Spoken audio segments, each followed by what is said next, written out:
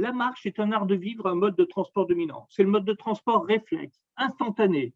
Ça n'effraie pas, il est disponible, il est fiable, il est performant, avec des motivations qui sont très protéiformes, que moi je croyais réservées aux bobos, tels que moi, tel que je suis ou tel que Julien est. C'est-à-dire que la marche a des vertus d'un sport, ça permet de s'entretenir physiquement, y compris pour les personnes âgées. C'est une culture qui peut être transmise par les aînés, en disant, ben voilà, moi, c'est mes parents qui m'ont dit que c'était quand même bien de marcher, parce qu'on dépend de personne quand on marche. On dépend pas du bon vouloir de quelqu'un. C'est un moyen de s'évader, de décompresser. Alors, je me dis, alors bon, y compris chez les gens très modestes ou chez les gens âgés, etc., qui marchent un peu par obligation, parce qu'ils n'ont pas de voiture, bah oui, et ça fait du bien, on pense à l'organisation de sa journée, on voit des détails architecturaux, on voit des gens, c'est un moment de décloisonnement.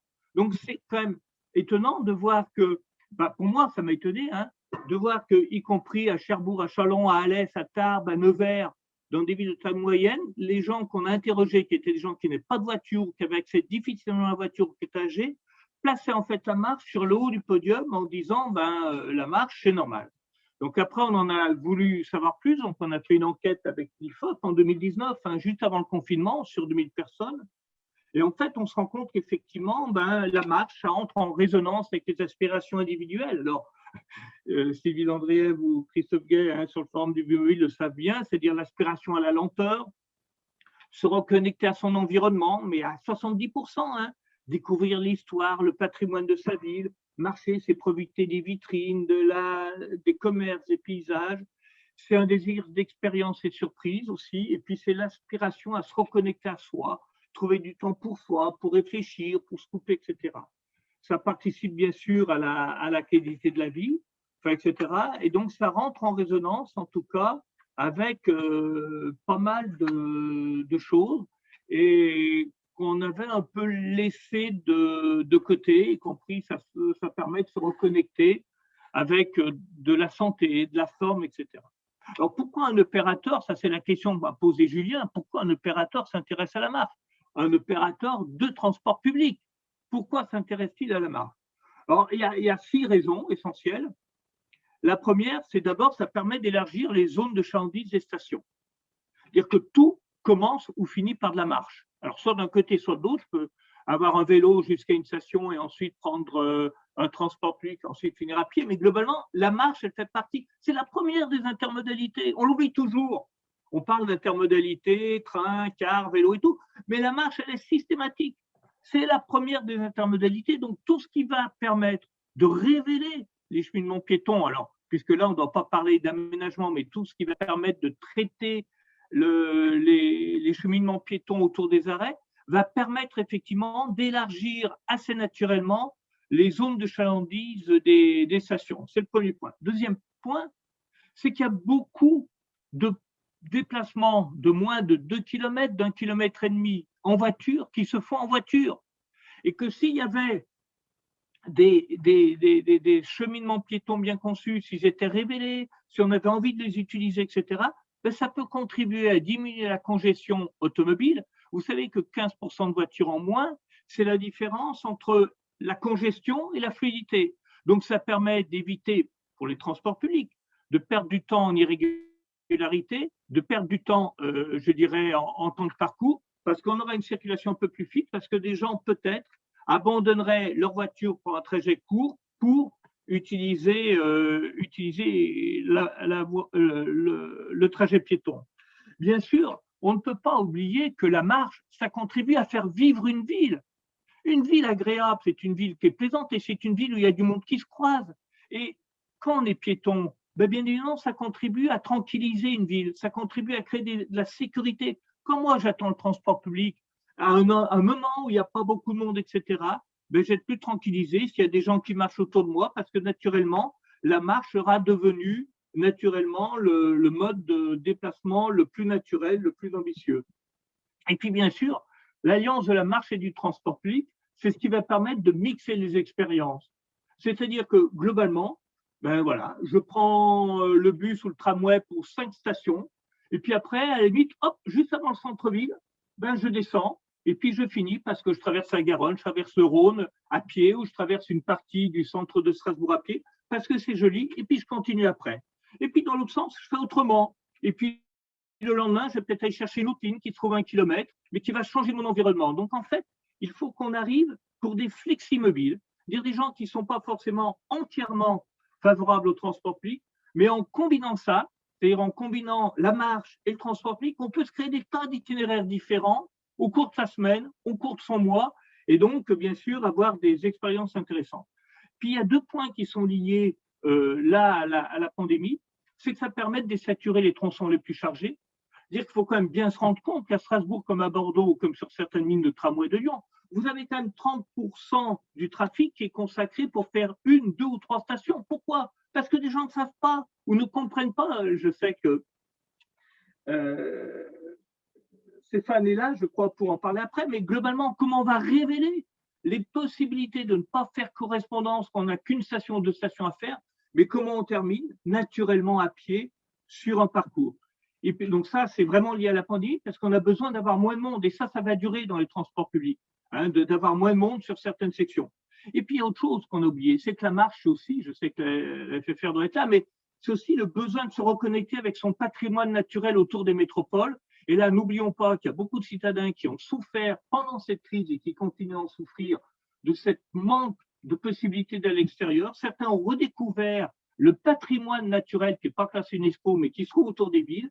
Et comment, effectivement, on peut développer des solutions que les transports publics ont en main, c'est de se dire, au lieu de faire une boucle, ben, je vais à un endroit, ce que faisaient très bien les chemins de Provence à une époque, c'était les premiers à le faire. Vous quittez Nice, vous descendez à Puget-Théniers, vous faites un circuit de 4 heures et vous reprenez le train entre vous à telle heure et vous revenez à Nice. Et ça, c'est quelque chose que ne peut pas offrir la voiture.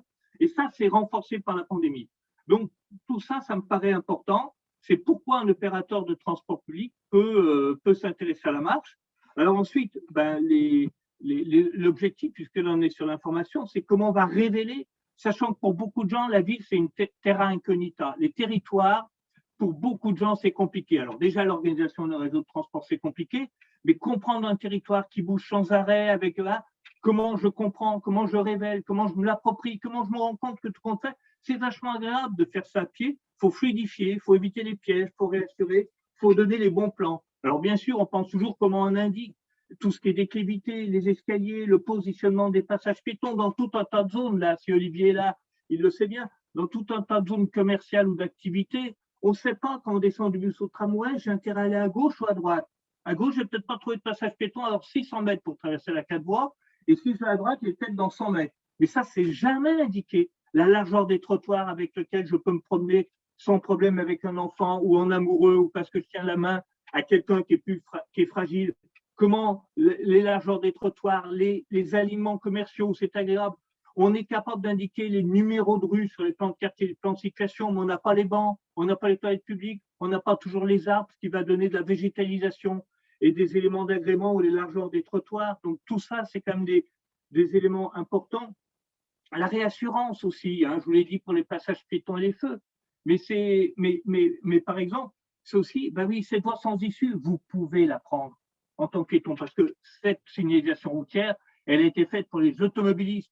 Mais oui, pas de problème, vous pouvez bien passer par là, parce que en tant que vélo ou à pied, vous pouvez utiliser cette voie qui est notée, en tout cas sans issue, etc. Et puis, bien évidemment, alors en signalétique ou autre, en information, il faut savoir distinguer le temps d'un flâneur du temps de celui qui marche bien. Alors, je dis d'un flâneur pour ne pas dire quelqu'un qui est fragile, parce qu'il ne faut pas stigmatiser, bien évidemment. Mais globalement, il ne faut jamais oublier que pour faire 1 kilomètre, si je marche vite, si je suis en forme, c'est 10 minutes. Si je marche doucement parce que je suis âgé, que je suis encombré, c'est 30 minutes. Eh ben, c'est pas la même histoire, 10 ou 30 minutes. Et le temps moyen, 15 minutes, c'est pas nécessairement ce vers quoi il faut aller. Il faut peut-être dire, voilà, il y a la marche flânerie et il y a la marche rapide et voilà le temps que l'on va mettre pour aller à un endroit. Et puis des choses toutes simples, parce qu'on pense souvent au digital, mais par exemple, dans les stations de métro, comme à Rennes, vous avez une annonce qui vous dit, ben voilà, à telle station, Henri Fréville, accès au centre commercial allemand. Blône, accès à l'hôpital Sud. C'est-à-dire que ça vous permet globalement de comprendre dans votre environnement qu'à une station de métro, une station de tramway, un arrêt de bus, ça va révéler des équipements, des endroits où on peut se rendre à pied, parce qu'ils ne sont pas directement visibles le long du corridor où vous êtes. Donc voilà, ce sont des éléments qui me paraissent importants. Puis surtout, à l'heure actuelle, comment on peut encore faire? Alors, je suis désolé, je m'emballe un peu, mais on le fait aussi. Mais comment on peut encore faire des plans à vol d'oiseau? Un plan à vol d'oiseau, alors qu'il y a des fleuves ferroviaires, des fleuves, des coupures naturelles. Un plan, il doit être à distance réelle. Quand on sort d'une station, c'est que les 600 mètres ou les 1 kilomètre, c'est comment j'y vais en distance réelle et non pas à vol d'oiseau. La marche, je l'ai dit, c'est le rythme des vitrines, de la découverte, de la reconnexion avec soi-même, c'est le rythme de la décélération, mais c'est aussi la marche, le temps des regards croisés dans une période où on a souffert, des sourires quand on n'aura plus de mort. C'est le temps, c'est peut-être le premier réseau social, la marche. C'est ce qui va permettre de croiser des regards. Ce n'est pas un monde où la compétition a tellement sa place par rapport à la voiture ou par rapport même au vélo, quelquefois. La marche, on marche vite, on marche lentement, c'est pas un monde de la compétition. Ça contribue à faire des territoires inclusifs, à faire des territoires décarbonés, tranquilles, désirables, où il fait bon vivre. La ville du quart d'heure, dont on parle depuis des dizaines d'années, Carlos Moreno a remis dans son livre à la mode, la ville du quart d'heure, c'est pas uniquement de la mixité d'équipements, c'est aussi une ville où il fait bon vivre, avec une atmosphère, où on a envie de se promener, où on a envie de marcher, où on a envie de se croiser, où on a envie de créer du lien, etc. Et la marche, elle est au carrefour de tout ça, et avec la pandémie, elle est en explosion, elle est en forte augmentation. Il faut pouvoir accompagner ça dans la révélation. Excusez-moi, donc si j'ai dépassé le temps, je n'ai pas entendu Julien me Tu as dire. un petit peu dépassé, mais je le savais, donc je t'ai laissé un peu dépasser, mais avec grand plaisir, Eric. Merci pour nous avoir fait cette petite introduction. Donc, tu vas rester un petit peu avec nous pour la suite, et puis tu reviendras tout à l'heure, on te textotera au bon moment. Merci pour cette introduction toujours passionnée et passionnante. Je vais maintenant laisser la parole, pour commencer, à Wassim, qui travaille donc chez Kizio Digital. C'est moi qui vais passer ta présentation, Wassim. Donc, tu peux ouvrir ta caméra et ton micro. Donc, tu as à peu près 10 minutes, un chouïa moins. Le micro est à toi, c'est à toi, et je te relancerai au moment où il y aura besoin. Merci Et beaucoup. alors la caméra, j'arrive pas à l'activer. Si tu peux me donner les droits. C'est pas super important, mais bon. Hop. Donc oui, alors en attendant que la caméra s'active, ok, c'est bon. Alors bonjour à tous. Alors moi je suis Wassim Benaïssa, je suis ingénieur en mobilité durable et je travaille en tant que chef de produit chez Kizio Digital et j'ai sous ma responsabilité le système d'information voyageur Navicia. Donc, je vais très rapidement vous présenter succinctement Kizio Digital. En gros, Kizio Digital fournit des produits ou des systèmes d'information voyageurs. Donc, elle produit de l'information voyageur et elle la diffuse. Et on accompagne plusieurs millions de voyageurs au quotidien à travers des applications, des sites web. On peut en citer par exemple l'assistant SNCF, Mappy, plusieurs applications de la majorité des réseaux Keolis, ainsi que tout plein d'autres réutilisateurs de l'API. On va se focaliser maintenant sur le Navicia et ce que fait Navicia en matière d'information voyageur. Si j'essaie de résumer très rapidement la mission de Navicia, sa principale mission, c'est de fournir toutes les informations dont un voyageur a besoin pour se déplacer de façon sereine. Et tout ça grâce à 6 principales fonctionnalités. La première est celle qui va nous intéresser lors de cette présentation, c'est le calcul d'itinéraire multimodal et intermodal. On va retrouver également la recherche horaire, la consultation de l'infotrafic, l'exploration de POI et de points d'intérêt, pour retrouver facilement les points d'intérêt, l'autocomplétion pour retrouver facilement votre départ et votre arrivée, et le calcul d'isochrone. Je passe à la prochaine slide. Pour faire le lien un peu avec ce que disait tout à l'heure Eric, effectivement, nous, à notre niveau, donc au niveau du calcul d'itinéraire, la marche à pied, c'est au niveau du calcul d'itinéraire intermodal, la marche à pied, c'est le pilier de tout ce qu'on fait. Sans marche à pied, on ne peut pas produire un itinéraire intermodal de qualité. 99% des itinéraires que propose Navicia aujourd'hui, c'est des itinéraires qui intègrent au moins 2 sections de marche à pied. Donc, c'est vraiment le mode qui nous permet de rejoindre un autre mode, ça peut être du transport en commun ou autre, et ça nous permet également de faire les correspondances entre 2 modes donnés. Donc ici, j'ai mis un exemple d'un itinéraire qui combine du VLS, du covoiturage et du transport en commun. Et au sein de cet itinéraire, on a 4 sections de marche à pied, ce qui est quand même important. Et si on ne considère pas correctement ces sections de marche à pied, bah, c'est tout l'itinéraire qui n'est pas bon au final. Je passe à la prochaine slide. Alors, le slide, je crois que c'est parce que ça passe sur iOS, enfin iOS, sur Apple, donc c'est un tout petit peu déformé.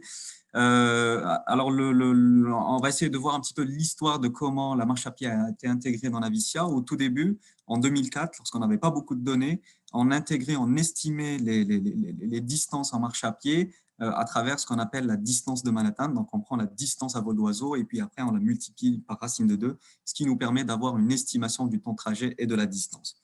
Peu de temps après, en 2006, on passe à la prochaine slide, on a commencé à intégrer le filaire de voirie dans le calcul d'itinéraire intermodal. Donc, on a intégré les données IGN pour certains de nos clients, ce qui nous a permis déjà d'afficher sur une carte le filaire de voirie que doit suivre le voyageur pour rejoindre le mode qui vient juste après.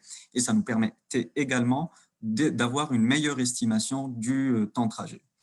En 2013, première petite révolution, là je passe à la prochaine slide. Hop, voilà, on a commencé ou systématisé l'intégration des données OpenStreetMap sur toute la France pour le filaire de voirie. Et ça a accompagné le lancement de Navicia.io qui propose des services d'information voyageurs sur toute la France. Donc, la systématisation de l'intégration des données OpenStreetMap dans Navicia nous a permis d'avoir une meilleure qualité des données sur les filaires de voirie. Ça nous a permis également de construire des fonctionnalités vu la richesse des données qui sont présentes dans OpenStreetMap, ça nous a permis également de construire des fonctionnalités autour de la marche à pied. Et bien évidemment, ça nous a permis d'avoir des calculs d'itinéraire ou des temps de trajet beaucoup plus précis que ce qu'on avait au départ.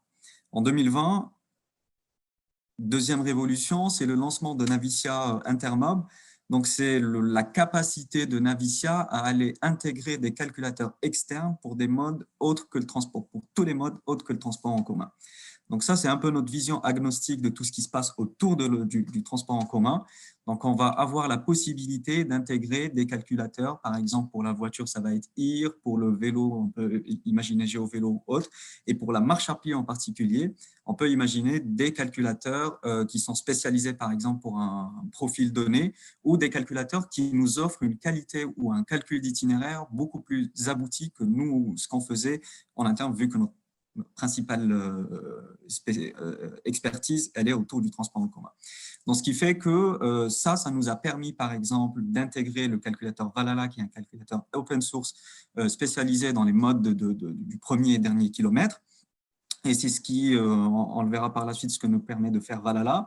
Et ce qu'on peut imaginer également comme calculateur intégrable, on peut imaginer par exemple le calculateur HandyMap qui calcule des itinéraires destinés aux personnes à mobilité réduite. Donc, ça, c'est par exemple un calculateur qui peut être intégré dans Navicia et Bertrand en parlera par la suite et vous donnera tous les détails sur ce calculateur. Je continue sur la prochaine slide. Parlant de Valhalla, donc qu'est-ce que nous a apporté Valhalla en matière de calcul d'itinéraire en marche à pied? Valhalla nous propose ce qu'on appelle, nous, un bon itinéraire en marche à pied. Donc, un bon itinéraire, comme on l'a dit tout à l'heure, c'est un itinéraire qui suit la voirie. Donc, on suit le filaire de voirie. On tire parti des règles de circulation au niveau à partir des données qui sont présentes d'OpenStreetMap. Et c'est également un itinéraire qui nous fait qui nous fait pas prendre, pardon, les impasses et les voies privées. C'est un itinéraire également qui est confortable, donc qui tient compte des spécificités du voyageur, sa capacité à se déplacer.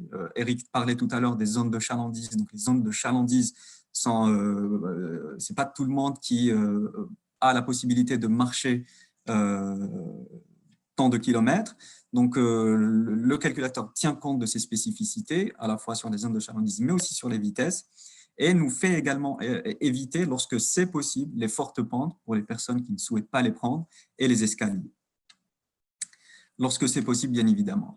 Et ça nous permet également de calculer des itinéraires sécurisés, donc qui nous évitent de prendre des autoroutes, de nous faire marcher sur des infrastructures qui ne sont pas marchables. Et ça privilégie également les infrastructures qui sont, on va dire, les mieux aménagées. Donc, ça privilégie les grandes artères par rapport aux petites ruelles, parce qu'on estime que la marchabilité des grandes artères est meilleure que celle des petites ruelles. Je passe à la prochaine slide et là, on va faire un tout petit focus sur l'accessibilité et comment l'accessibilité doit être gérée dans un calcul d'itinéraire sur la marche à pied. Donc, on a deux exigences. On a des exigences sur l'itinéraire proposé, donc sur la section marche à pied d'un itinéraire intermodal et des exigences sur le point d'arrivée. Sur l'itinéraire proposé, il faut systématiquement intégrer les critères de confort dans le calcul d'itinéraire, de proposer d'éviter de proposer des itinéraires sans encombre, tout simplement. Et la deuxième élément, c'est agréger un maximum de données pour proposer des itinéraires empruntant un maximum de voies accessibles.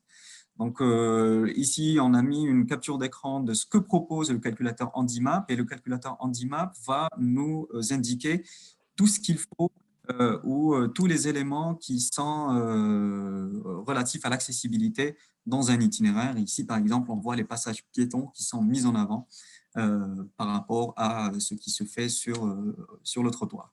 Wassim, il te reste un petit peu moins de 2 minutes. D'accord, ok. Sur le point d'arrivée, donc on a des exigences sur il faut rediriger tout simplement les voyageurs vers les modes de transport accessibles. Et il faut intégrer, lorsque la donnée est disponible, les informations autour de ce point d'arrivée. Donc, lorsqu'on a l'information de disponibilité en temps réel des escalators ou des ascenseurs, c'est ce qu'on fait à Lyon, par exemple, c'est bien de l'afficher à l'utilisateur et c'est bien de rediriger l'utilisateur vers des modes de transport accessibles et c'est ce que fait Navision. Il tire parti des données d'accessibilité dans son calcul d'itinéraire. Je passe à la slide suivante. Et je termine avec ça. Sur les perspectives, donc c'est ce que disait tout à l'heure Eric, donc il faut aller encore plus loin dans la notion d'agrément, dans la notion de confort. Il faut intégrer un maximum de données. Là, il y a un enjeu important qui est la disponibilité de la donnée. Avec OpenStreetMap, on commence à voir pas mal de choses qui arrivent et c'est intéressant et nous, on suit ça de près. Et on essaie de construire des fonctionnalités autour de ces notions-là. Le guidage indoor, c'est aussi, je pense, le principal sujet autour de la marche à pied en ce moment sur tout ce qui est calculateur d'itinéraire. Tous les acteurs de la mobilité s'attardent là-dessus. J'ai en mémoire des interventions de la SNCF très intéressantes au State of the Map de 2019 à Montpellier. Et c'est un sujet qui est à la fois philosophique, mais super intéressant et qui est important à adresser dans le futur. La flânerie aussi, donc Eric en parlait tout à l'heure, donc au-delà de considérer le profil ou les capacités ou les aptitudes du voyageur, il faut également commencer à s'intéresser à son humeur. Typiquement, si je prends mon exemple, moi le matin, mon critère quand je me déplaçais à une certaine époque, c'était arriver au plus tôt. Par contre, le soir, j'aime bien marcher beaucoup plus que le matin et flâner tout simplement. Dernier élément, des choses qu'on peut rajouter dans les applications de navigation, c'est ce qu'on appelle le Quantified Self, donc c'est la valorisation de la marche à pied au niveau des outils numériques. C'est des choses qu'on retrouve dans les applications de suivi d'activité, etc. Mais c'est des choses qu'on ne retrouve pas dans les applications de mobilité, alors que, comme le disait Eric tout à l'heure, la marche à pied est très, très, très importante dans les déplacements. Et ça, en valorisant, ça nous permettra également d'améliorer, d'inciter les gens à marcher et de les inciter à avoir des comportements plus vertueux, à la fois pour leur santé, mais aussi pour l'écologie éventuellement. Et j'ai terminé. Je sais pas si Merci beaucoup, Wassim. Ouais, les 10 minutes, c'est très compliqué à tenir. Hein. Je vais départager mon écran. Merci encore une fois, Wassim. C'est Anna qui va prendre la main. Donc, je pense, Anna, I think you can share your screen. Donc, Anna est à Londres. Anna, elle lead une boîte qui s'appelle Go Gently qui fait de la balade urbaine. Donc, cette présentation sera en anglais. Donc, j'espère que tout le monde pourra suivre. Et Anna devrait démarrer dans les secondes qui viennent. Anna, it's okay for you? Yes, thank you. Okay, the floor is yours. Bonjour. Excuse my English. My French is not very good. I hope everyone is doing really well this morning. I'm one of the co-founders at Go Jauntly. We're a walking, wayfinding, and nature connection app.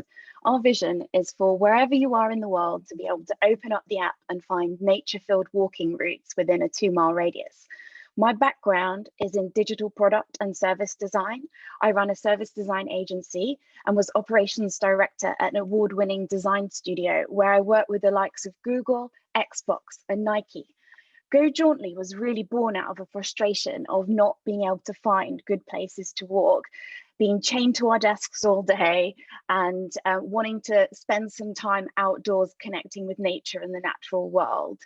We're aiming to break down the barriers to walking and create a hyper-local experience that can be enjoyed wherever you are, but particularly in towns and cities. And the main reason for this is because we're at a serious time in humanity and Earth's history. We're facing a series of global crises. Physical inactivity, stress, and depression cost global economies billions. Pollution and climate breakdown is costing us the Earth. Local high streets and town centres are in steep decline, which has now been exacerbated by COVID. And in an increasingly connected world, we are losing touch with nature.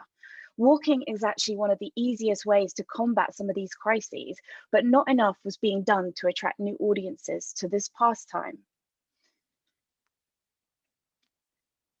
Our award-winning community-based platform is available for free for users on iOS and Android. We've had over 230,000 downloads and we have around 20,000 monthly active users. We're completely self-funded, we're not VC backed. So we work with local authorities, transport organizations, and consumer brands to digitize content, create and design new walks and new features to promote active travel or active transport, walking for leisure, and nature connection. The idea is simple. You open up the app, you find curated walks near you. These are created by us, our partners, and the Go Jauntly community. About 37% of our walks are created by our community. You can swipe through the walk cover screens and you can even create your own routes by taking pictures whilst you're out and about, changing the map point if you need to, and then adding information that other people might find interesting, such as a good cafe nearby, toilets nearby, that kind of thing, and whether it's an accessible route or not. You can always flip to map view to help you orientate. Our highest concentration of walks at the moment is in the UK and Ireland, but we have walks in Paris and lots of walks in Bordeaux. We also have walks in Los Angeles and Sydney and further afield as well. In 2018, we won the Mayor of London Civic Innovation Challenge, which afforded us the opportunity to work with Transport for London. We helped them promote active travel. In 8 weeks, we designed and delivered this walking map that you can see on screen now. It helped people walk from station to station, which is often quicker than changing to get on the tube. We improved the accessibility information, included step-by-step directions, and also digitized 2 of London's strategic walking routes, known as the Capital Ring and the Jubilee Walkway. They remain some of the most popular walks in the app. And together, we're continuing to work with TfL to make London a really walking city. So next up, I want to share this project with you. We launched it in November 2020. And as you may know, London and the UK has had lots of lockdowns. And in lockdown 2, which was November, we launched this Green Routes feature, which uses artificial intelligence to create the greenest walking routes from A to B. Currently, it works really well in the UK and Ireland. And in future, we're looking to expand this. It was funded by Innovate UK's business response to COVID. It suggests the greenest circular or point-to-point walk, especially designed for pedestrians. To create the routes, we use local environmental data, such as street trees, pollution levels, proximity to green space, and the Tranquil City Index in London, alongside our proprietary walking data. We give high priority to green elements, the size of parks, the street trees, and we try our best to avoid negative aspects, such as the busyness of roads and high pollution levels. The balance of positive versus negative aspects are designed to enhance walkability for everyone and to help bring about the benefits to people's physical and mental health. The routes are especially designed for people and not cars. So Google Maps and Citymapper traditionally take you on the fastest route from A to B. We hope that through these features that we can promote more everyday walking. The new routing service is built on top of a routing engine, an open source routing engine, and our data extending OpenStreetMaps. The algorithm creates routes is a standard one, However, the data that influences which parts are selected is bespoke. So we base it on pre-processing of positive and negative environmental factors, like I mentioned before. The algorithm responsible for this pre-processing takes into account user feedback, so people can upvote or downvote routes and give us extra information about potentially the paths, the grading of the paths, that kind of thing. Users have, which you can see on screen now, users have a green routes for you collection. We've dynamically created a series of walks, and this was not only born out of the fact that we were only allowed to walk from our front door during lockdown, but also for the fact that actually for us, it's been trickier to scale during COVID because we can't travel to places to create walks. So we wanted to create walks literally from people's doorsteps to kind of break down even those barriers where people don't want to travel or they can't travel. The walks range from being like 10 minutes long for people who aren't very confident through to maybe like 5K routes for people that are confident. It's a bit like Spotify's Uniquely Yours playlist, but for walks. And they're perfect for things like your sanity stroll, commuting, when we can commute, walking to your local shops, the doctors, that kind of thing. So next up, we have a variety of other features, including audio guides. And we've created some of these features with partners. So for example, with a consumer brand, they wanted audio narration. So we created that. In the middle, we've included the ability to have interpretive content. So when you're on maybe a street art tour or a cultural and heritage tour, architecture tour, at different points of interest, you can swipe up and get extra information that help you understand the art or the architecture. We've also created an offline download mode, which is great when you have low connectivity, low data connectivity. And we also have a nature notes feature, which is born out of a science study that showed if you notice the good things in everyday nature, the sky, the birds, the trees, it's really good for you, and it can have benefits. If you do it for 1 week, it can have benefits for up to 1 month, and it has clinically significant benefits for people with a mental health difficulty. We work with a variety of partners to launch things like new walks, new features, and particularly with projects that have a high potential to encourage walking. Ultimately, we want people to ditch the private car for short trips. We want to reduce air pollution, and we want to promote walking for active travel, nature connection, and improved physical and mental health. There is also a byproduct benefit of the walking pound. So that's where we encourage people to walk on the local high streets in the town centre, which will be especially be important as we recover from COVID. Local authorities and our partners also get access to our pedestrian behaviour data, such as walks completed, popular train stations to walk from, app demographics and things like that. You have 1 minute, Anna. That's okay. I'm nearly done actually. So this is just a roadmap on what we're working on. So we're working on like rolling out the dynamic green routes, increasing partnerships, connecting with things like HealthKit, Google Fit, hopefully rolling out in Europe. And then we've got a whole bunch of other stuff lined up for next year. Thank you so much for this opportunity. It's been a pleasure to be able to share our app. I know there might be questions later, but if you want to find out more, there's my email address, and I'm happy to answer questions later. Thank you. My pleasure, Anna. Thank you again. And this app promoted by TfL is really, really, really great. It's my opinion. I wrote an article about that. I hope it's not too complicated with the second lockdown in London. So you stay with us. Yeah. We're in the third lockdown now. The third. Oh yeah, horrible. So you stay with us for the Q&A session just after the two last presentations. Thank you again, Anna. La prochaine présentation, on va rebasculer en français. C'est Handimap, donc c'est Bertrand Gervais qui va reprendre la main. Est-ce que Bertrand, tu es là? Super. Est-ce qu'on te voit? Oui. Est-ce qu'on t'entend? Oui, c'est magnifique. Et donc, tu me demandes au fur et à mesure de passer les différentes slides, et tu as aussi 10 minutes. C'est parti, Bertrand, c'est à toi. Donc, c'est toi qui gères l'écran, hein, c'est ça? Exact. Très bien. Donc, bonjour. Donc, je vais vous présenter les travaux qu'on réalise au sein de Somewhere sur quelque chose qui s'appelle Handimap.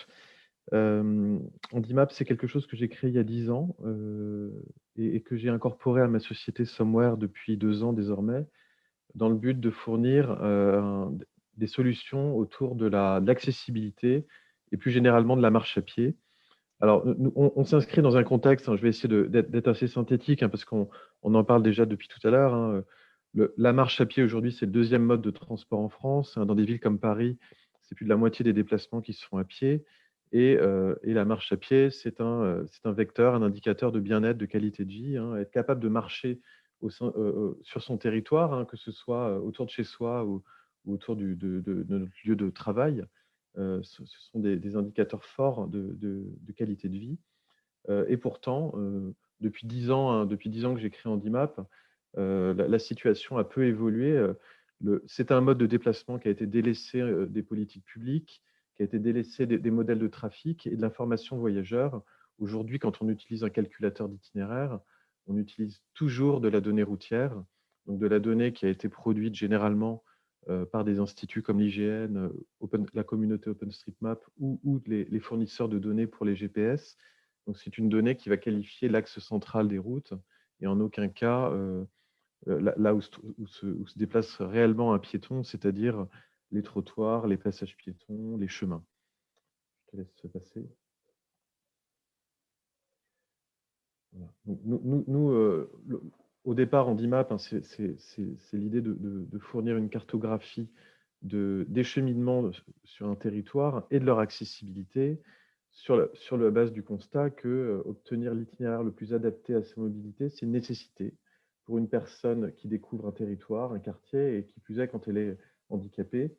On distingue, nous, dans les usagers intéressés par ce type d'information, hein, de typologie. Hein, les gens qui découvrent un territoire, qui soient piétons sans handicap ou avec handicap, donc des gens qui vont avoir besoin de se faire une idée très rapide de l'accessibilité de ce territoire, et puis les gens qui habitent sur le territoire, qui eux vont être un peu moins intéressés par ce type de cartographie au quotidien, mais qui vont avoir besoin d'informations sur les travaux, les obstacles qui pourraient les gêner dans leur déplacement.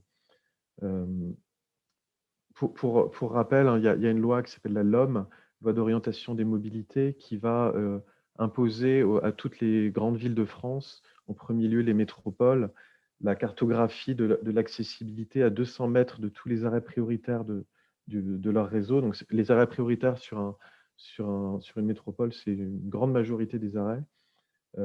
Cartographier à 200 mètres à la ronde de chaque arrêt, ça veut dire cartographier l'accessibilité d'une bonne partie de la ville. Et donc, cette loi va imposer non seulement le fait de faire du relevé sur le terrain pour avoir ce type de cartographie, mais aussi de communiquer sur ce genre d'informations. Donc, il va y avoir dans les années à venir de plus en plus des données sur ce sujet. Bien sûr, pour les métropoles qui feront le pas, hein, puisque c'est une loi qui est non contraignante. Mais nous, on fait le pari que les grandes métropoles en France vont s'emparer du sujet. Alors, Somewhere, juste pour vous faire un petit topo rapide, hein, on a une double activité, hein, c'est pour ça que la société ne s'appelle pas Handimap. On est spécialiste de l'information géographique au sens développeur, c'est-à-dire qu'on va fabriquer des outils ou des applications qui utilisent massivement de l'information géographique. On est 3 collaborateurs aujourd'hui, on recrute cette année. On a fait une très bonne année 2020. Hein, on a eu un petit peu peur, je vous avoue, en début d'année dernière, mais on a fait une très bonne année 2020. Donc aujourd'hui, on peut recruter sereinement. On est basé à Rennes et à Lyon. Et on va essayer de s'étendre à Rennes et à Lyon. Somewhere, c'est plus de 15 ans d'expérience dans ce domaine. Hein. Moi, j'ai travaillé dans différentes sociétés qui faisaient à la fois de la production de données, du traitement de données, et puis de la conception d'applications cartographiques, que ce soit web, 2D ou 3D. Aujourd'hui, on fournit donc du conseil, une expertise de conseil, développement logiciel sur toute la chaîne de vie des données géographiques. Et donc, on a dans notre clientèle des toutes petites sociétés, des startups qui ont besoin de conseils, tout comme des grosses sociétés comme Michelin qu'on aide à produire de la cartographie. Voilà. Alors, Handimap en particulier, hein, au départ, et aujourd'hui c'est un petit peu moins vrai, c'est vraiment centré sur l'accessibilité dans le but de proposer aux collectivités, en premier lieu, aux opérateurs de transport et aux professionnels du tourisme, des outils de communication, de l'accessibilité de leur territoire, de leur site. Alors, ça peut être pour des entreprises, hein, des entreprises qui ont des sites importants ou des campus. De plus en plus, on s'étend à un concept plus large qu'est la marchabilité des territoires. Notre but, c'est de pouvoir proposer des outils, donc des interfaces permettant de consulter des cartographies d'un territoire, cartographie de la marchabilité, de l'accessibilité pour un handicap donné en fonction des préférences et des contraintes de chaque usager. Donc, c'est-à-dire être capable de proposer à un usager, on parlait tout à l'heure de flânerie, être capable de proposer des itinéraires qui ne vont pas forcément essayer d'aller au plus court, hein, mais qui vont emprunter des espaces verts, qui vont emprunter des rues qui sont à l'ombre, emprunter des rues qui sont éclairées la nuit.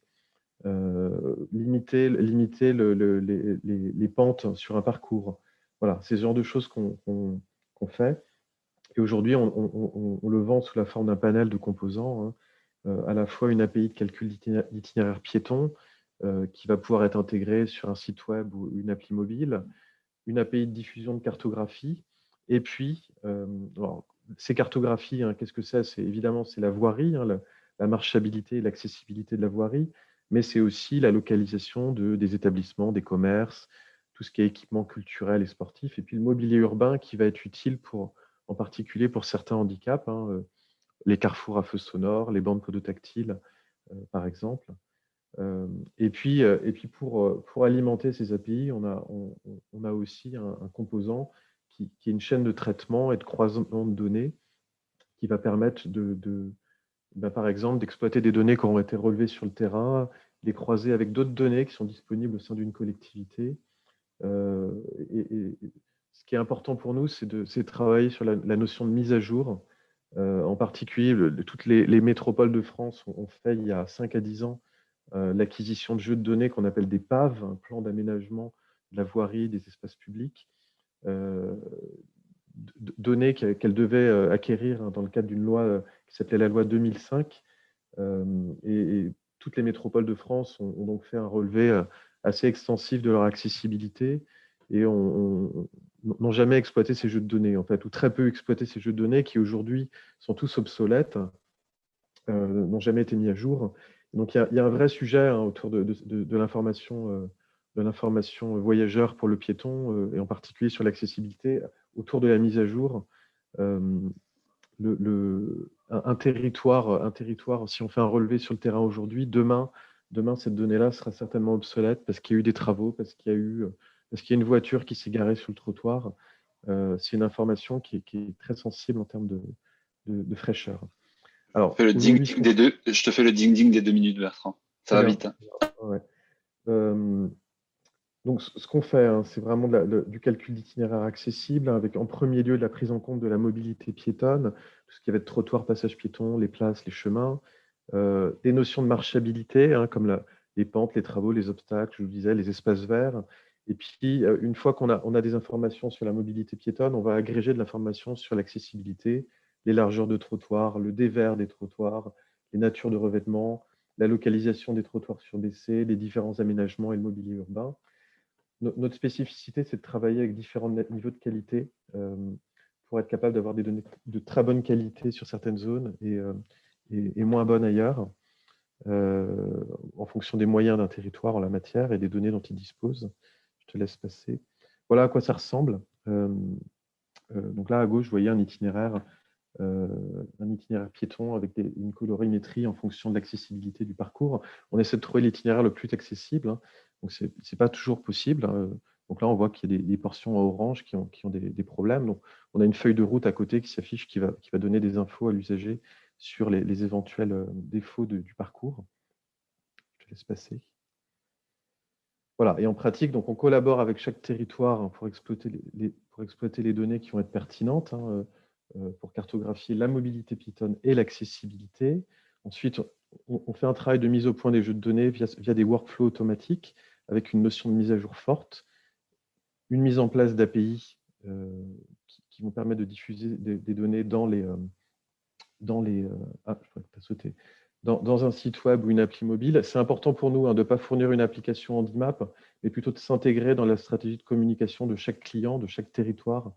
Et donc, c'est en option seulement qu'on va concevoir un site web ou une appli mobile dédiés, on préfère s'intégrer dans des applications qui existent. Voilà. Alors, je peux vous dire quand même, nos clients, peut-être rapidement, je ne l'ai pas fait, mais on travaille énormément avec Lorient, qui est une ville très engagée sur le sujet. Ça fait depuis 2013, on travaille avec le département de l'Hérault.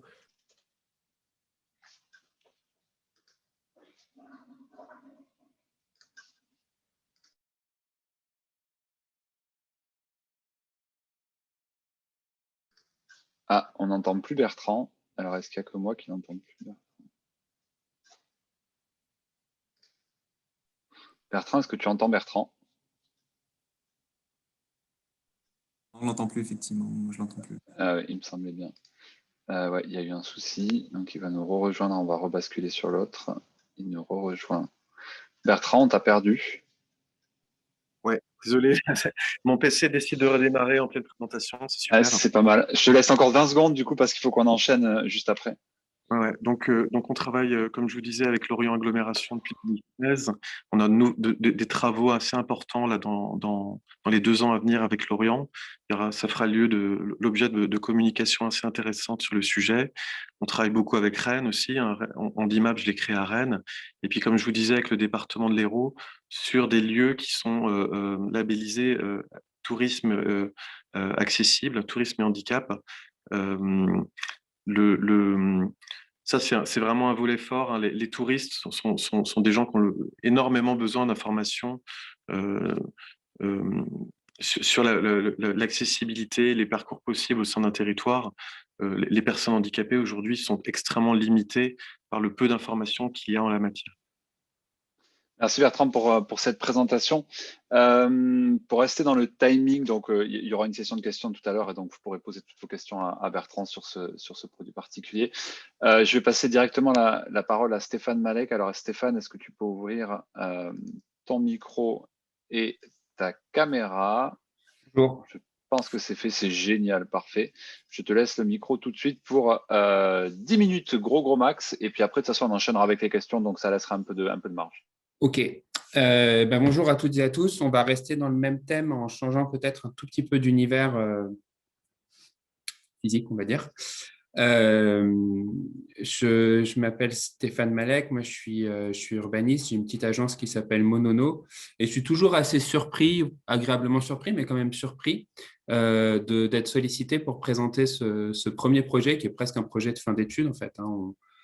On sortait de la couveuse, enfin je sortais de la couveuse, on était à peine diplômés et on a été sollicité j'ai été sollicité en tant que jeune urbaniste par l'Institut de recherche de la SNCF, le Forum Vie Mobile, qui avait décidé de s'intéresser à ces questions de marche en relation avec les transports en commun, et ce avec Keolis, donc Éric Charéron, et l'agence d'urbanisme de Bordeaux. C'était le premier projet. Donc, nous, depuis, j'ai monté une petite boîte. On est une petite agence, on est 3 avec un paysagiste et une ethnologue. On travaille sur les questions toujours de relation de l'espace entre mobilité et espace, mais plus d'un point de vue d'aménagement d'espace public, quoique on travaille encore sur des parcours de découverte, notamment à Bayonne. Mais là, la question qui était posée par le Forum Vie Mobile, elle était de comment promouvoir en fait, la marche à pied en complémentarité du réseau de transport et notamment de tramway à Bordeaux. Donc, ces plans, ils datent de 2013, hein, de l'époque de l'expérimentation. Donc, ils sont plus à jour, hein, mais bref, on comprendra l'idée. De travailler cette complémentarité pour justement favoriser la fluidité du réseau des transports et éviter la sursaturation en fait de l'occupation. Donc on va rester un peu sur cette page pendant 1 minute et puis après je vais expliquer l'expérimentation. Je vais le faire à grands traits. Je ne vais pas rentrer dans le détail. Tous les documents sont en ligne sur le site du Forum Vie Mobile avec tout le cadre, tous les éléments nécessaires, mais je vais essayer de rentrer juste, de brosser le portrait de l'expérimentation pour qu'on comprenne les objectifs. Donc, on est au croisement des lignes B et A à Hôtel de Ville, donc c'est sur la droite, vous voyez, il y a une correspondance et il se trouve que 25% des gens qui attendent sur le quai de la ligne A, donc en violet à Hôtel de Ville, descendent 2 stations plus loin à Mériadeck. Or, ce quart des utilisateurs du tramway sont généralement ceux en fait, qui créent la sursaturation du tramway et qui posent problème pour l'exploitant, en l'occurrence Keolis, qui, comme donnée de base, nous avait donné cette donnée qui était qu'une personne sur 5 qui prend le transport en commun le fait pour 1 ou 2 stations. Donc l'idée, elle est simple, elle était de se dire, mais comment on peut faire pour que ces personnes, au lieu de faire 1 ou 2 stations dans leurs habitudes quotidiennes, passent à la marche à pied. Donc voilà, on peut passer à la slide suivante. Donc, on voit que nous, on est à gauche, on est entre Hôtel de Ville et Mériadeck. Le premier problème qu'on avait d'un point de vue de représentation de l'espace et de pratique de l'espace, c'était qu'on passait d'un tissu qui était un tissu historique, on va dire, un tissu urbain historique, donc fait d'un maillage assez fin de petites rues, un peu plus commode en fait et un peu plus à l'échelle de la marche telle qu'on se la représente en centre-ville. À Mériadeck, on passe à un tissu de dalles, donc on passe quand même... il y a une rupture en fait d'environnement et de paysage qui est matérialisée par des coupures urbaines, notamment certains boulevards. On a commencé par se demander les temps de transport, c'est quoi en tram et à pied. On a fait plusieurs parcours. Donc là, c'est à droite, vous voyez un parcours vert. Là, c'est les premiers éléments qu'on avait commencé à faire. Puis, on s'est chronométré un peu bêtement. Donc là, tout est fait de façon un peu artisanale. Vous allez voir, tout le projet a été fait avec nos mains et nos crayons. Il n'y a pas vraiment d'intégration d'autres éléments là-dedans. Donc, on s'est chronométré sur plusieurs choses. Et puis après, on s'est dit, on va comparer avec le temps de tram, avec différents seuils de temps d'attente à la station pendant la correspondance entre la ligne B et la ligne A. Si je descends de la ligne B, combien de temps j'attends pour prendre mon tram à la ligne A à Hôtel de Ville? Et en fonction de ce temps d'attente, on s'est rendu compte qu'il y avait un seuil d'attente à la station qui n'est jamais pris en compte, en fait, dans les réflexes des gens, qu'à partir de 4 à 5 minutes d'attente, c'était plus rapide d'aller à pied. On peut passer à la slide suivante. On a commencé à faire plusieurs enquêtes, mélange quantique-Ali. Là, c'était une première enquête de questionnaire cartographique où on représentait que les lignes de tram et on demandait un peu aux personnes de placer des éléments du paysage urbain sur un fond de plan un peu vide. Donc, à gauche du questionnaire cartographique, il y avait les éléments à placer en fonction des lignes de tram. On voyait que selon les profils, c'était des personnes qui prenaient exclusivement le tram, c'était des personnes qui étaient un peu plus multimodaux, qui prenaient la marche, etc. On voyait que la ville, en fait, la représentation de la ville était... Si c'était un usager exclusivement du tram, était très lié en fait aux lignes de tram. C'est un phénomène assez classique, comme un Parisien qui voit la ville à travers sa carte mentale et orientée par les lignes de métro, et des personnes qui ont des modes un peu plus diversifiés, rentrés de façon un peu plus juste dans la réalité. On peut passer à la slide suivante. Après, si vous avez des questions sur tout ça, on pourra en discuter.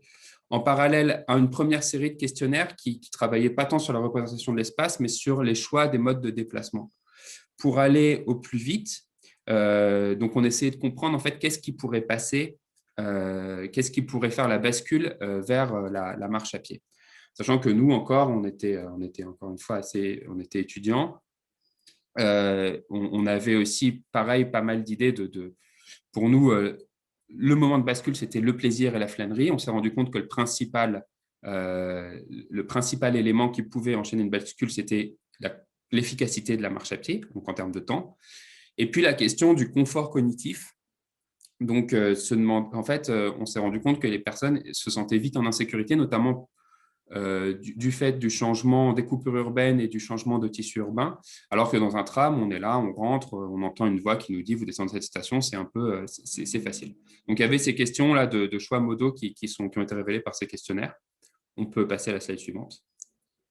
Et donc, à partir de tout ça, nous, on a commencé à dessiner donc, une expérimentation qui a été mise en place pendant 4 mois sur le territoire, donc aux différentes stations, entre la station Hôtel de Ville et la station Mériadeck, qui a consisté en la création, donc complètement dessinée par nous à la main, en la création de plans affichés aux stations qui représentaient des parcours à pied fondée sur l'enchaînement des éléments du paysage urbain. Et donc, à différents moments du trajet, que ce soit en amont même de la station hôtel de ville, donc quand on prend le tram un peu plus loin, si vous allez à Mériadeck, enfin voilà, tout un système d'information, mais complètement artisanal qui avait été fait et installé aux différentes stations. Donc, on peut passer à la slide suivante pour qu'on s'en rende un peu plus compte.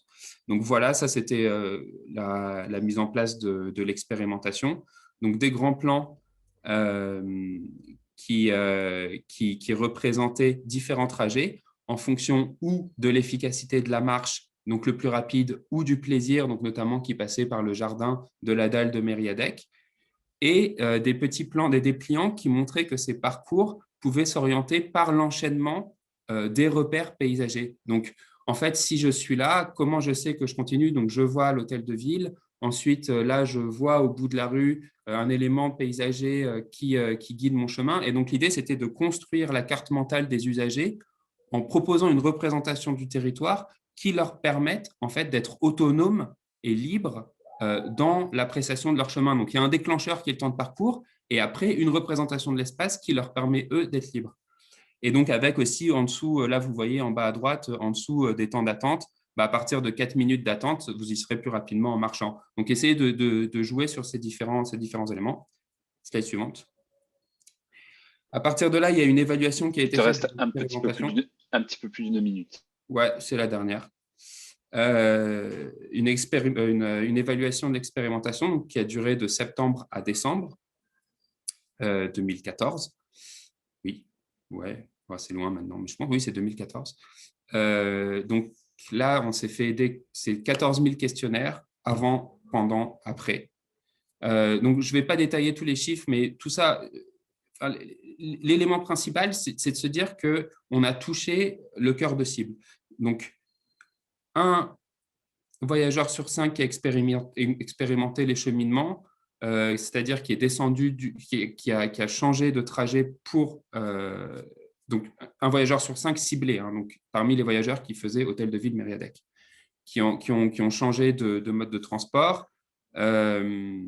Et puis, généralement, 9 personnes sur 10 qui ont trouvé l'expérience convaincante, qui ont été satisfaits, qui ont découvert aussi derrière la notion d'efficacité une notion de plaisir, parce que l'idée, c'était comment, en fait, on aboutit à cette notion de plaisir. La porte d'entrée de l'enquête, c'était dire que, et là, je vois les questions qui arrivent, donc je vais y répondre, que le plaisir pouvait être obtenu par cette porte d'entrée qui était l'efficacité, bref.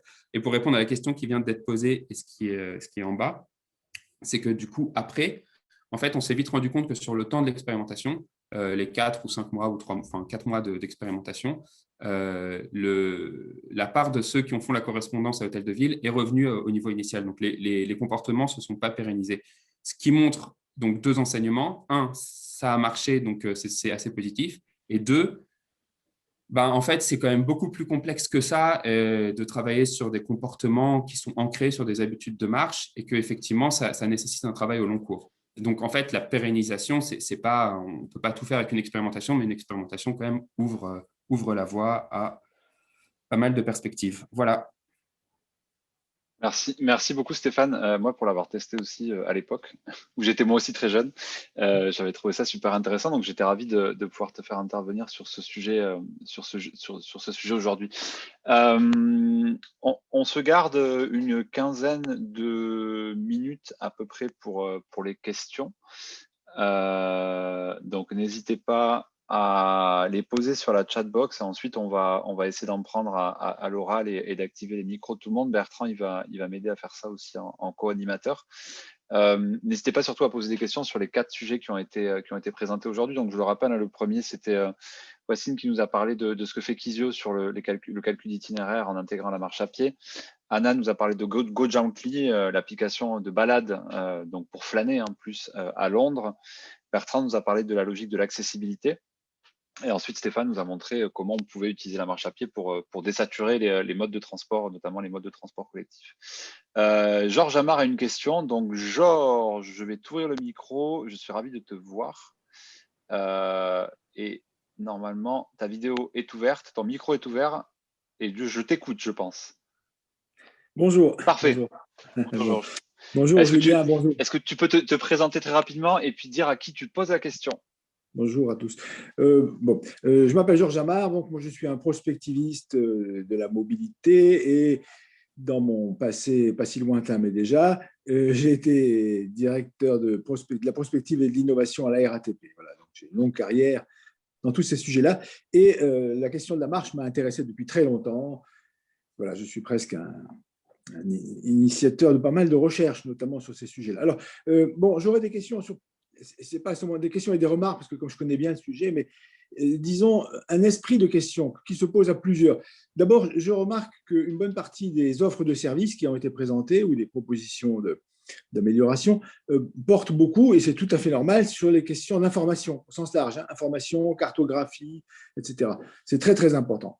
Bon, je voudrais simplement insister sur le fait qu'on pourrait aussi réfléchir à ce qu'on pourrait appeler de l'offre de services de marche, si on peut appeler ça comme ça. Qu'est-ce que c'est que des services pour les marcheurs en général, dans le cadre de l'intermodalité ou ailleurs. Et tout ça, c'est en pensant au fait quand même que si la marche nous paraît importante aujourd'hui, c'est bien de noter que la marche est un des services qui coûte pas cher.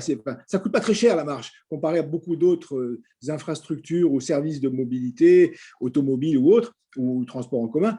Et donc, je trouve que ce serait l'occasion intéressante d'offrir un service luxueux. Il faudrait traiter luxueusement la marche, si je peux dire, et offrir vraiment, je ne sais pas, il y a beaucoup d'idées auxquelles on peut penser, hein, qui rendraient la marche un plaisir, on l'a dit plusieurs fois, un plaisir. Ça peut être vraiment voluptueux de marcher. Il faudrait réfléchir à comment les villes et les entreprises pourraient faire de la marche une expérience vraiment, non seulement, d'ailleurs, ce n'est pas opposé entre efficacité et plaisir, mais vraiment traiter extrêmement bien la marche comme quelque chose de 5 étoiles. Quoi, voilà. Donc ça, c'est ma première remarque un peu générale, mais enfin, il y en aurait beaucoup à faire.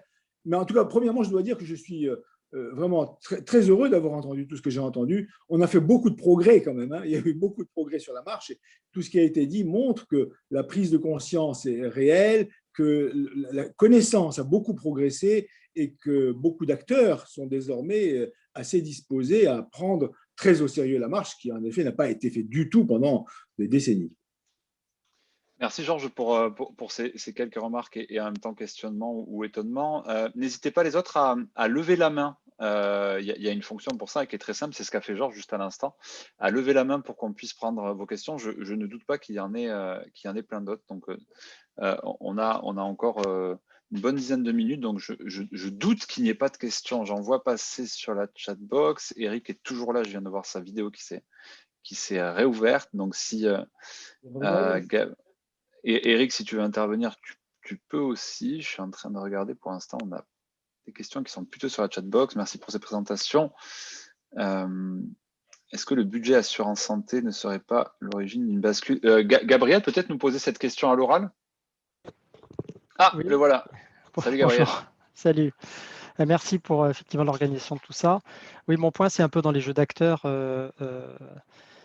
Le développement de l'Apple Watch et des liens avec le sujet de la santé, enfin Apple investit beaucoup ce sujet-là. Et donc pour des questions d'assurance santé, des gens seraient peut-être du coup enclins à marcher pour réduire leur budget santé.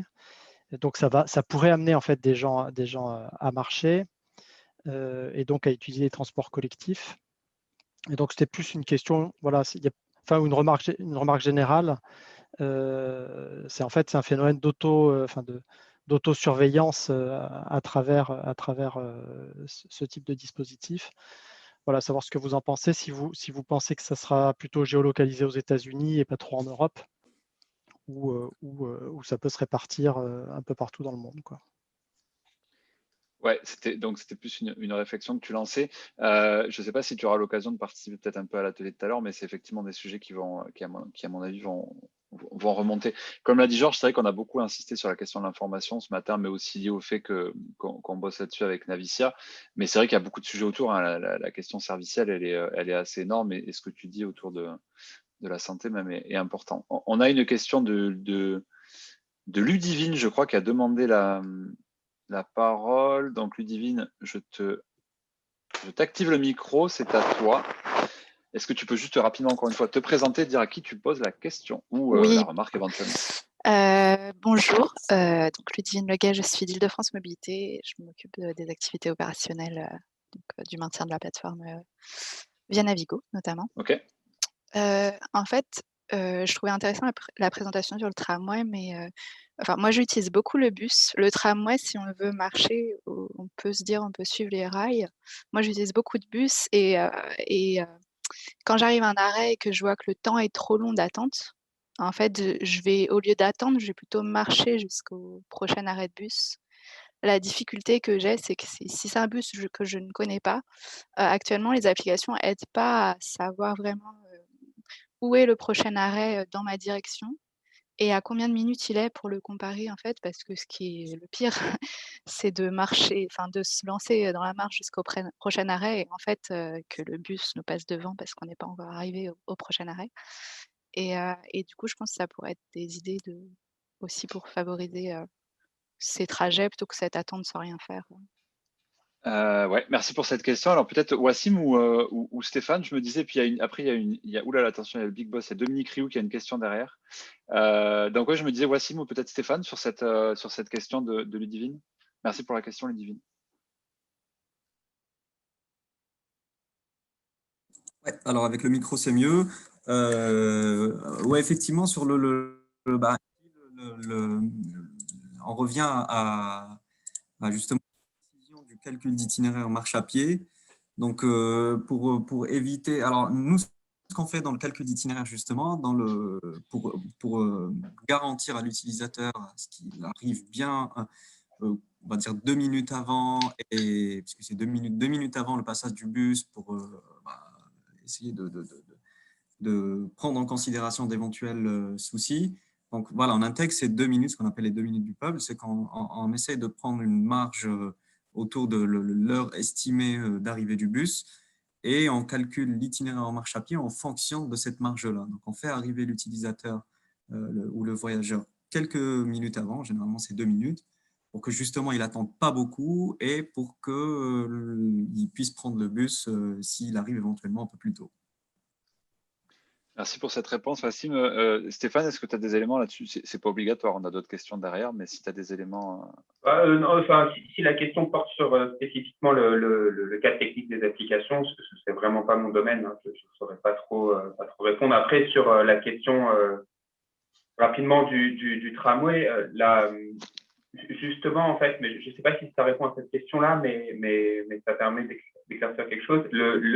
Ce qui était assez intéressant dans le cas précis, c'était que les rails du tramway correspondaient vraiment à un énorme détour, en fait, si on les suivait en marchant, on faisait un énorme détour. Parce que, bon, il y avait une histoire de tunnel, etc. Bref. Et la plupart des personnes, quand justement il y avait un problème sur la ligne, quand la ligne était fermée, allaient à leur point de destination en suivant les rails. Qui m'amène en fait à élargir un peu la question, se dire, enfin vraiment la question de la connaissance, la carte mentale, la connaissance du tissu urbain est vraiment fondamentale, et la question de la représentation cartographique de la ville, ça aussi c'est quelque chose qui me fascine assez et fondamental aussi à mon avis. C'est la maîtrise de l'image qu'on veut donner de la ville pour imprimer cette image dans la carte mentale des usagers, des habitants, des voyageurs ou pas, qui les met en capacité de construire et d'être autonomes dans la construction de leur trajet. Enfin, ça, c'est vraiment un élément un peu fondamental qui a été rapidement initié par l'expérimentation. Merci. Voilà. Merci pour cette réponse et je pense que ça sera des éléments hyper importants dans la discussion qu'on va avoir tout à l'heure pendant l'atelier. Donc, il ne faudra surtout pas hésiter à y passer la tête. Il y a Dominique qui a levé la main. Dominique, ravi de te voir ici. Je t'écoute. Bonjour Julien. Oui, une question pour Bertrand Gervais, là, parce que en fait, quand on est souvent confronté, quand on fait des calculs d'accessibilité et de marchabilité à la qualité de la donnée géographique, et notamment sur les espaces publics, les chaussées sont souvent relativement bien décrites, mais les abords des chaussées ne sont pas, des voies ne sont pas forcément bien décrits. Qu'est-ce que Bertrand explore comme solution? Quelles sont ses pistes de travail quand la donnée manque? largeur de trottoir, etc. Vaste sujet. Et réponse synthétique attendue en plus. Ouais, Attention. voilà.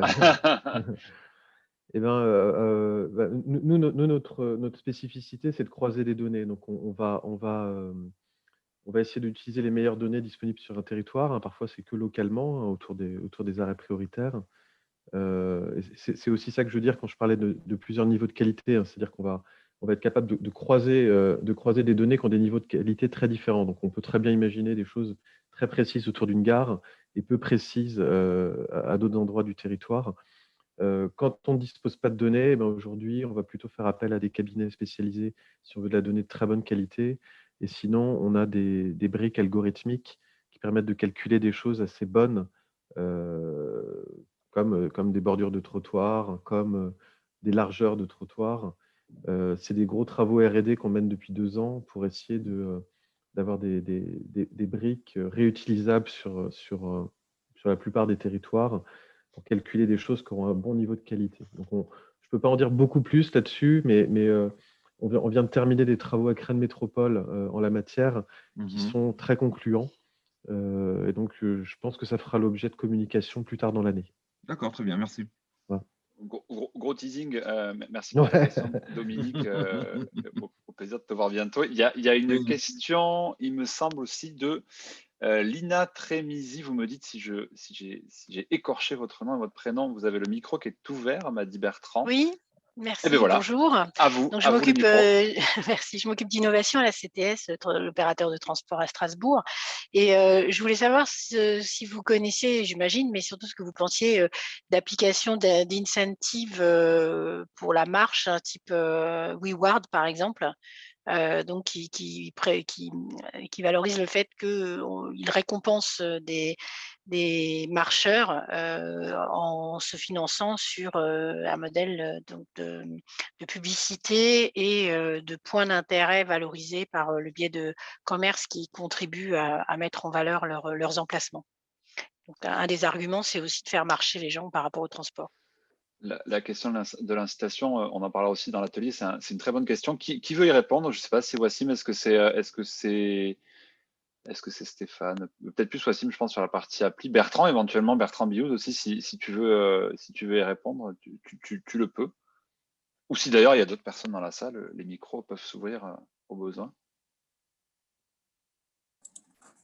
Je prends le micro. Merci, Wassim.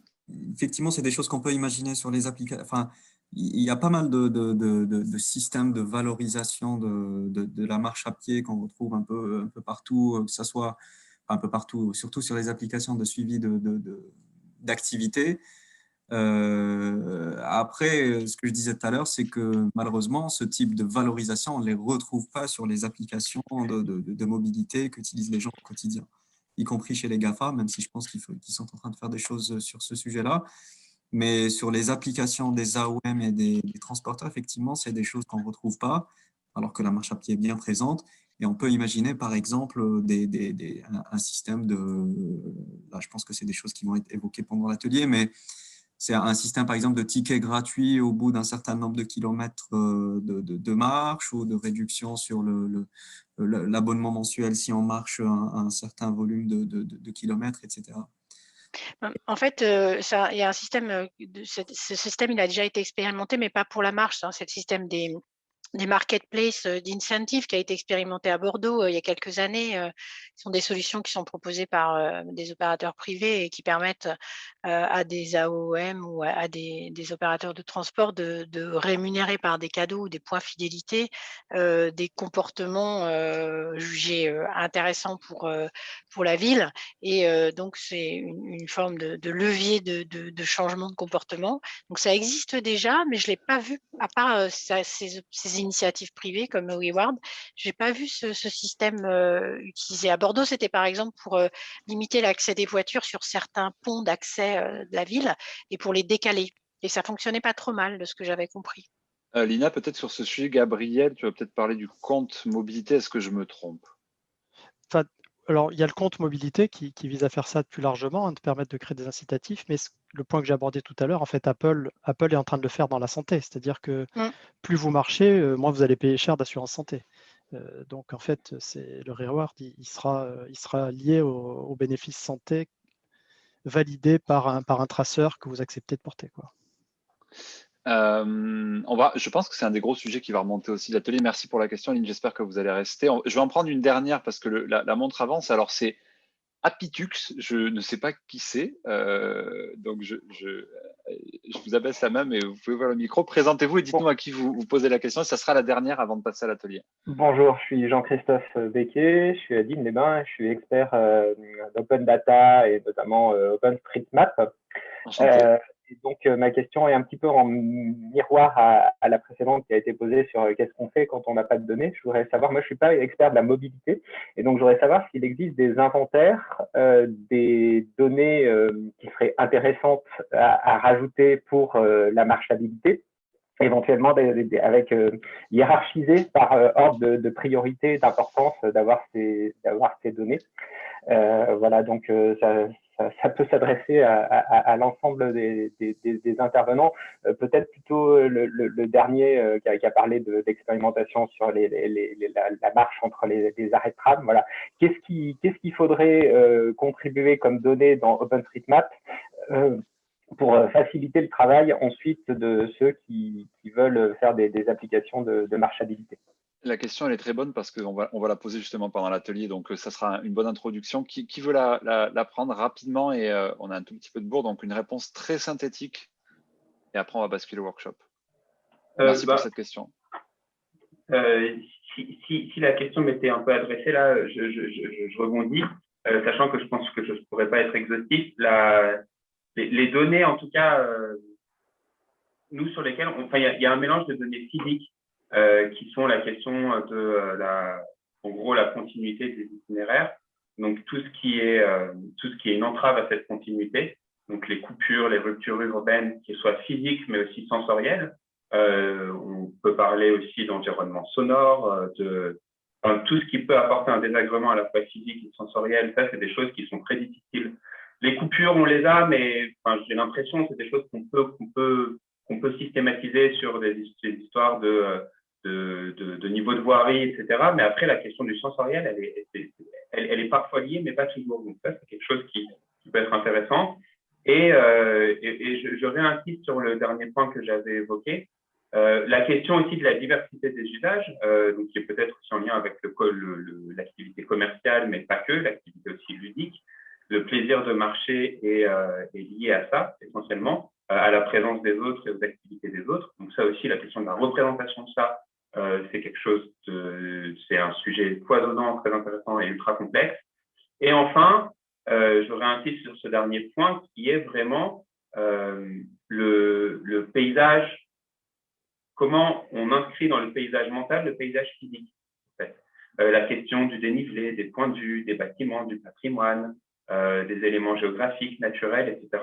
C'est la conjonction de ces facteurs, alors j'en dis sûrement parce que je réponds un peu à chaud à votre question, conjonction de ces facteurs qui, à un moment, permet d'associer le plaisir, le confort physique et cognitif et l'efficacité de la marche pour être un vrai déclencheur, en fait. Parce que chacun de ces éléments pris à part sont intéressants, mais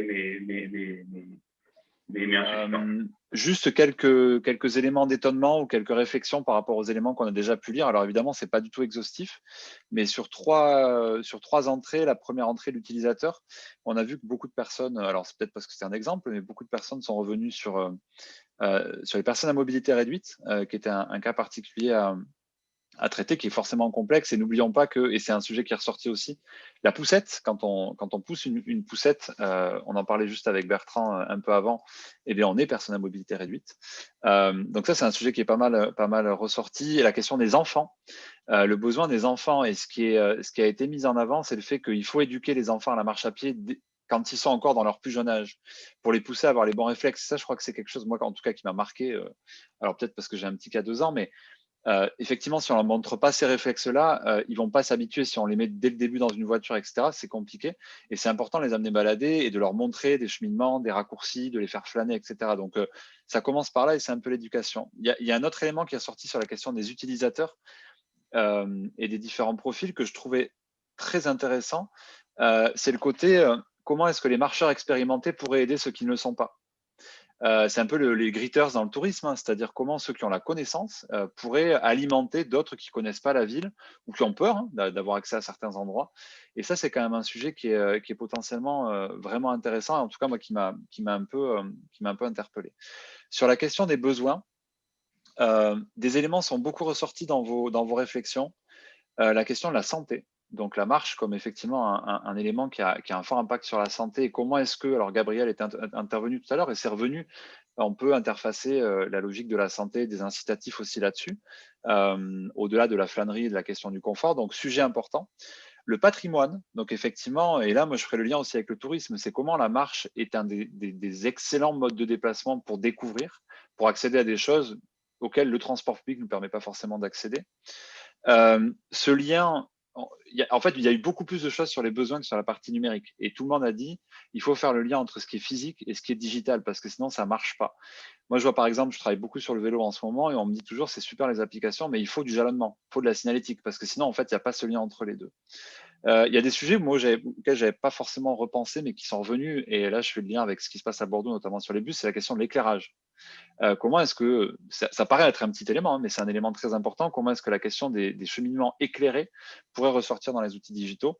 Et enfin, alors là, ça paraît basique, le raccourci. C'est-à-dire, c'est quoi un raccourci? Comment est-ce qu'on fait pour aller d'un point A à un point B en passant par un raccourci? Ce raccourci, pour pouvoir y avoir accès, il faut potentiellement connaître l'information. Et ça fait partie des astuces du piéton. Dernier élément, au-delà des utilisateurs et des besoins, sur la question du numérique, bon, il y a un sujet qui est évidemment ressorti en premier, c'est les données, c'est-à-dire qu'il y a premier sujet sur la donnée, est-ce qu'elle existe, est-ce qu'elle est de qualité? Sur la question de la marchabilité, on voit bien qu'on est loin du compte aujourd'hui, et ça va être un gros sujet de discussion. Et après, il y a le côté actualisé, c'est-à-dire comment la donnée marchable, et d'ailleurs c'est très lié à la donnée cyclable, comment est-ce qu'elle est actualisée, notamment par rapport aux obligations. Et ressorti une question très intéressante et qui a d'autant plus de sens pour la question du piéton et de la marche à pied dans le numérique, c'est la contribution. Comment est-ce qu'un utilisateur peut contribuer, peut dire ce qui marche pas, peut donner des idées? Là, on revient sur ce qui a été fait avec GoGently, hein, l'exemple dans les présentations tout à l'heure, c'est un super sujet. La question de la réalité augmentée, ça a été un sujet très à la mode à un moment, c'est un peu retombé. Google l'a quand même mis en œuvre, la réalité augmentée pour le piéton. Donc, est-ce que c'est un sujet ou pas? À voir. La gamification est revenue. Et je vais revenir dessus, mais je l'ai déjà dit, la contribution, je le redis et j'insiste, c'est un sujet qui est beaucoup ressorti et qui, sur la marche à pied, me paraît être quelque chose de très, très, très intéressant, peut-être encore plus que pour la partie transport public, étant donné que je ferai le lien avec le vélo. La marche à pied est quelque chose d'un peu complexe. En tout cas, les possibilités sont extrêmement importantes. Donc, peut-être que la contribution, c'est aussi une manière d'améliorer cette connaissance. Moi, c'est un peu ce que j'en ai ressorti de manière très, très rapide et succincte et évidemment pas exhaustive. Bertrand, je pense que tu avais pas mal de choses aussi sur lesquelles tu voulais rebondir et après, on laissera la parole à Eric qui nous a fait le bonheur de revenir pour conclure. Ben, moi, tu as dit une bonne partie des choses que j'avais aussi notées. Et moi, il y a aussi la notion du modèle économique finalement. À qui profite la marche à pied et à qui pourrait profiter la marche à pied. Donc, tu as donné des éléments avec le tourisme, la revitalisation des centres-villes, des commerces. Et donc, du coup, on a aussi on a aussi tout ce qui est marketing géolocalisé où voilà, on va peut-être aussi, il y a déjà des applications qui existent comme ça qui vous poussent des réductions en fonction de où vous vous trouvez, où vous marchez pour aller consommer dans certains commerces. Et cette notion de chalandise du commerce physique, de flânerie, je la mets aussi là-dedans. Et puis, dans les modèles économiques à développer, au-delà du modèle publicitaire, il y a aussi tout le système de reward qui pourrait être mis en place par des autorités organisatrices de mobilité, des opérateurs de transport.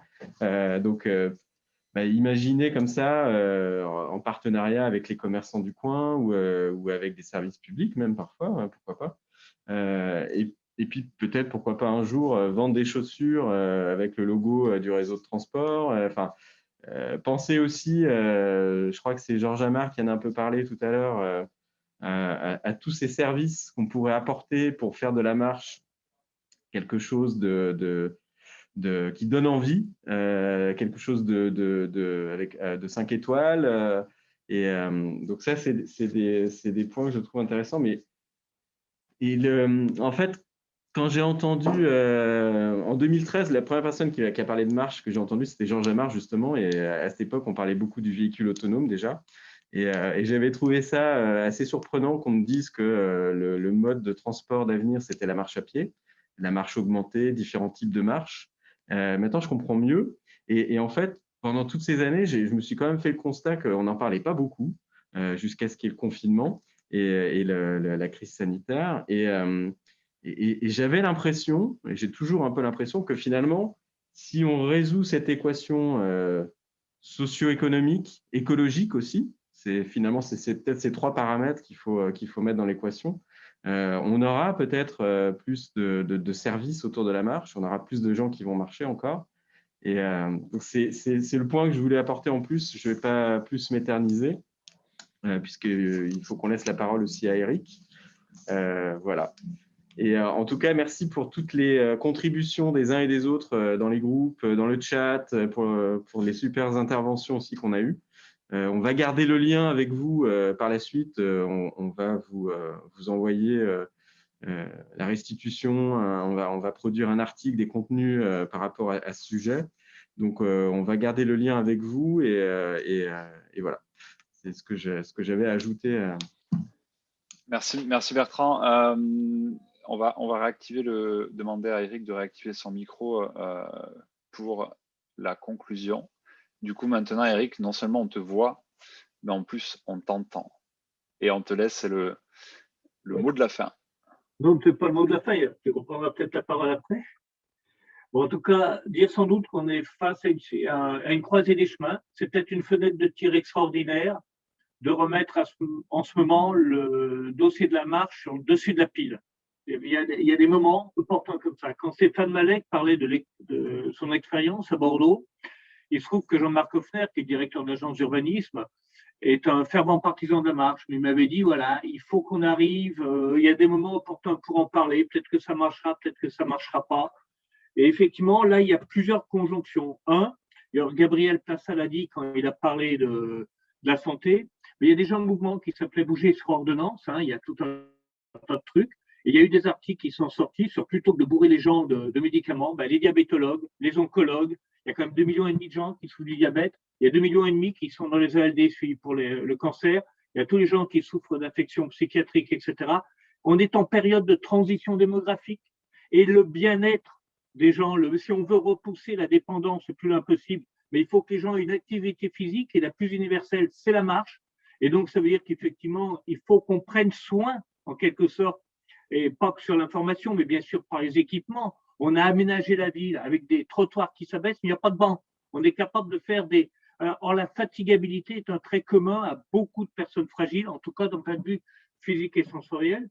Donc, en tout cas, il y a un point, il y a un moment où là, sur la santé, c'est une fenêtre de tir avec la transition démographique et les progrès de la médecine qui font qu'il faut inclure dans la vie de tous les jours des gens qui ont besoin de ça pour lutter contre la déprise, pour lutter contre l'enfermement, pour lutter contre la dépression. Alors bien sûr, la pandémie, elle a aussi changé quelque chose. C'est une occasion pour changer de repère. Quelqu'un disait tout à l'heure entre nous, mais c'est difficile de changer d'habitude. Les habitudes, elles se changent. Soit quand on change de vie, on déménage, on aménage quelque part, on a un enfant, ou on part à la retraite, ou on arrive à la fac, on change d'habitude à ce moment-là. Ou alors, c'est parce qu'il y a un événement qui se passe. Et là, il y a un événement qui fait que pour une partie des gens, en tout cas, c'est un événement tellement important que pour certains d'entre eux, on va rechercher, en tout cas, un nouveau mode de vie après. On va être en quête de sens. Pas tout le monde, mais même si c'est 20, 25, 30% des gens qui affirment aujourd'hui que ça va remettre en cause profondément leur mode de vie aujourd'hui, c'est important, c'est un signal qui est important. Ensuite, il y a autre chose, c'est qu'il peut y avoir un grand frère que sont les transports publics et c'est une fenêtre de tir idéale. Pourquoi ? Parce que les transports publics, ils n'ont pas intérêt à retrouver le même niveau de monde qu'auparavant à bord des véhicules. Donc, ils ont intérêt. Est-ce que notre fonction, au final, dans les transports publics, c'est de transporter des gens qui font 1 ou 2 interstations, ce dont parlait Stéphane Malek? Bien sûr que non.